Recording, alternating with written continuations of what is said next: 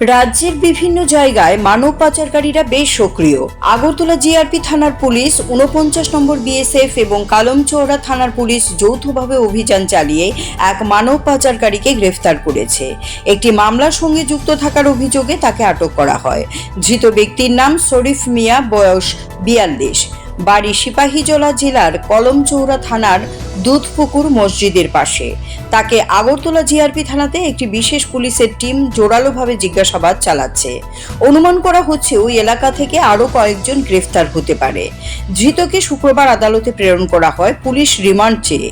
আগরতলার জিআরপি থানার ওসি তাপস দাস এই খবর জানিয়েছেন।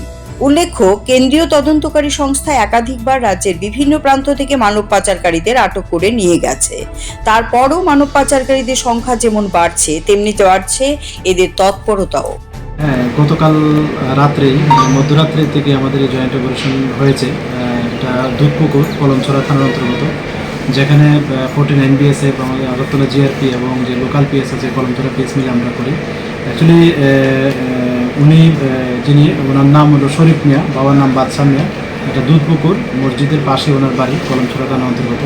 অ্যাকচুয়ালি উনি যে আমাদের আগরতলা রেল স্টেশনে যারা বিডি ন্যাশনাল আছে অবৈধভাবে, তো এরকম কেসের সঙ্গে, পুরনো কেসের সঙ্গে উনি ইনভলভ ছিলেন এবং আমরা বহুদিন ধরেই কয়েকবার ওনার বাড়ি রেড করা হয়েছে, কিন্তু উনি পলাতক ছিলেন। তো কালকে আমরা খবর পেলাম যে উনি বাড়িতে আছেন। তো এই সুবাদে আমরা জয়েন্ট অপারেশন করেছি। তো আজকে আমরা ওনাকে আমাদের আগরতলা মহামান্য আদালতে প্রেরণ করছি এবং পুলিশ রিমান্ড চাচ্ছি। এবং ওনার কাছ থেকে এখন পর্যন্ত আমরা কিছু তথ্য পেয়েছি, কিছু নামও পেয়েছি। তো এগুলি আমরা আমাদের যে বিএসএফের যে গোয়েন্দা দপ্তর আছে, প্লাস আমাদের যে সিস্টার এজেন্সি আছে, আমরা ওনাদেরকেও এটা শেয়ার করেছি। তো আমরা এটা ভেরিফাই করছি, দেখছি, এবং পুলিশ ইন্টারোগেশনে আমরা যে রিমান্ড চাচ্ছি, আশা করি রিমান্ড পাবো এবং ওখানে আরও জিজ্ঞাসাবাদ করা হবে। তো আমরা দেখছি এগুলি, এবং যারা এটার সঙ্গে যুক্ত থাকবে বা আমরা কোনো ক্লু পাবো, আমরা অবশ্যই তাদের এগেনস্টে আইনত ব্যবস্থা নেব।